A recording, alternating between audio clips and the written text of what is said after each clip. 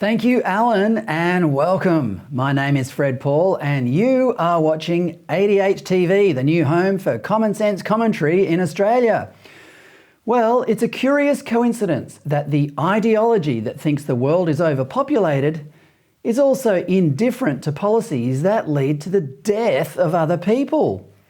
Worshippers in the Church of Wokeness think nothing of the people who will freeze in the dark in Europe this winter because, well, there's too many people on the planet anyway, and a few less would make it easier for those who want to stay behind and look after the environment. This is disturbing enough, but when that same ideology infiltrates the services that we once relied on to save lives, then it's probably time for us to push back a little harder.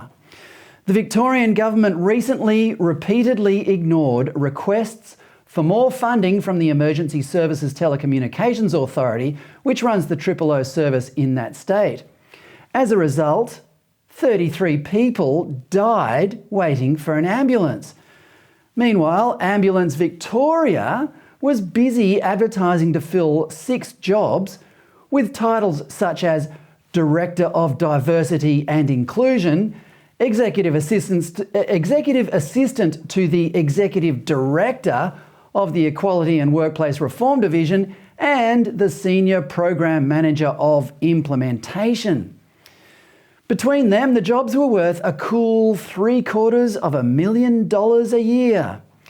The new employees were hired to help replace Ambulance Victoria's supposedly toxic culture and end the, quote, stereotype of paramedics as white, male, of able body and mind, confident, stoic, and the family breadwinner, unquote. This is the world we are living in now. White men who are strong, sane, professional, and working to raise a family need to make room in the ambulance services for, I presume, untrained people of colour in wheelchairs. Have a look at this image from the page on Ambulance Victoria's website outlining its plan to care for their employees' mental health. There is one clearly white woman and no men of the same shade, but there are 2 dogs. Perhaps it's not the job that's driving some of AV's employees crazy, but the wokeness of the work environment.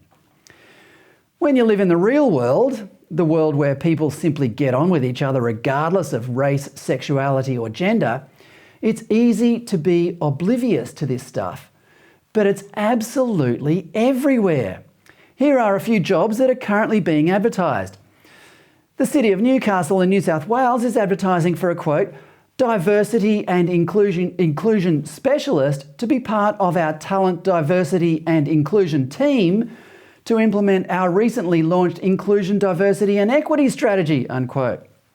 The Royal Flying Doctor Service, the organisation that we were all taught as kids was a life-saving service for people in remote farms and towns, is seeking a diversity and inclusion partner who can help them, quote, strive towards creating a more culturally safe and inclusive environment, unquote.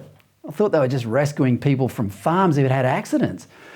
Anyway, the last one is the University of Tasmania has an exciting opportunity for a workplace inclusion, diversity and equity manager who will, quote, shape an inclusion, diversity and equity focused culture and deploy a breadth of diversity and inclusion initiatives which deliver both transformational and operational impact, unquote. If you didn't know about this, it's time you did, because you're paying for it. You're also paying for people to research it, analyse it and write about it.